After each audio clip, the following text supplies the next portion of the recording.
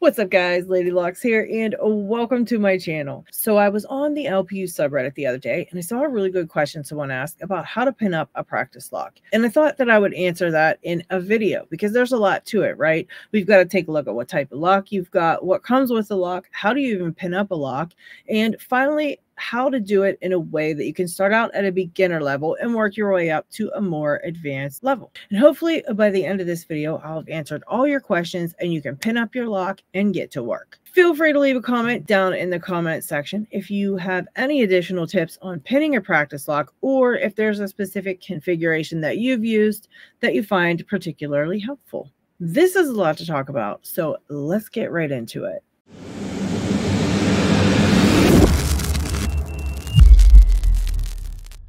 Most of the practice locks that I've seen come as the rim or mortise cylinder types, and they've all got the grub screws in the top. Now, personally, I love those grub screws because you can easily switch out pins that way. However, you have a practice lock, so practice gutting and reassembling the lock on the practice lock and save the grub screws for in case you have a disaster and you need to fix an error or a mistake and start over.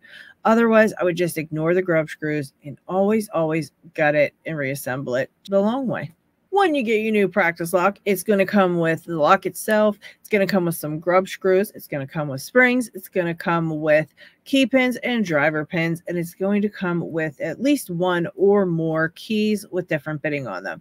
Bitting just means the cutouts on the key blade. The pins that come with your practice lock can either be standard, which means they're just plain old pins, or they can be security pins. And security pins are basically anything that isn't a standard pin. So anything that has a weird cutout or a weird shape, that's going to be your security pins. You're going to see tons of different types of security key pins and security driver pins when you get into more high security locks. But for right now, your practice lock is only going to come with a couple different kinds. Sometimes the key pins will be color coded according to their length. The key pins, if not color coded, can be identified because they will just have a pointy end. That pointy end rests on the blade of the key when the key is inserted into the lock. They can be plain, which is standard, or they can be security key pins. Driver pins can come in all different shapes and sizes. For your practice lock, it's only going to come with some standard drivers, or they're going to have spool pins, which look like a spool, or serrated pins, which have some serrations. In order for the key to work in your lock,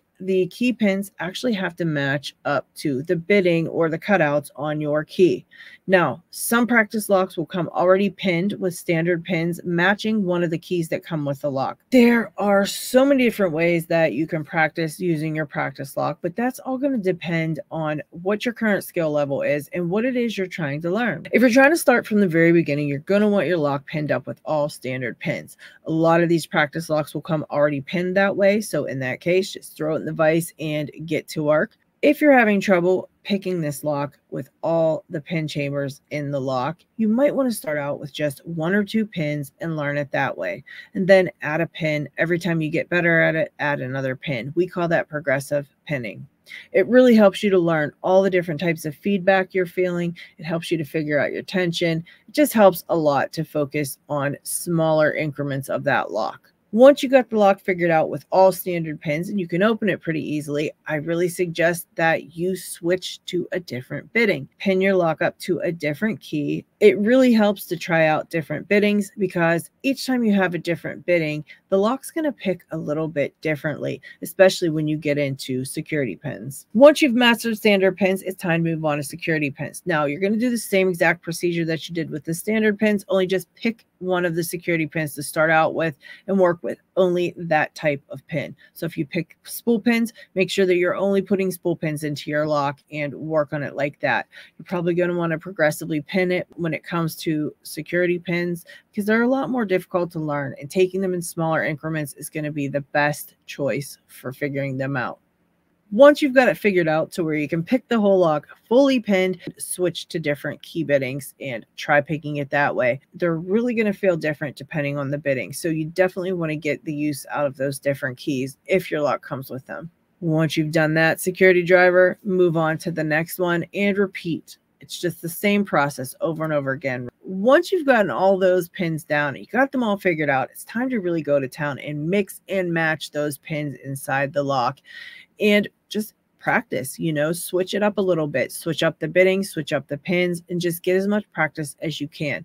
Don't forget, guys, to gut and reassemble that lock in between each time you add a pin. One last pro tip. Don't forget that you can pick clockwise and you can pick counterclockwise. You can pick pins facing up and you can pick pins facing down. And I would suggest you try to do all those things as you're picking through this practice lock. The more you practice on it, the better you're going to get. So there you have it. All right, guys, I hope you found this video to be helpful. Don't forget to leave a thumbs up if you liked it, which, come on, I know you did.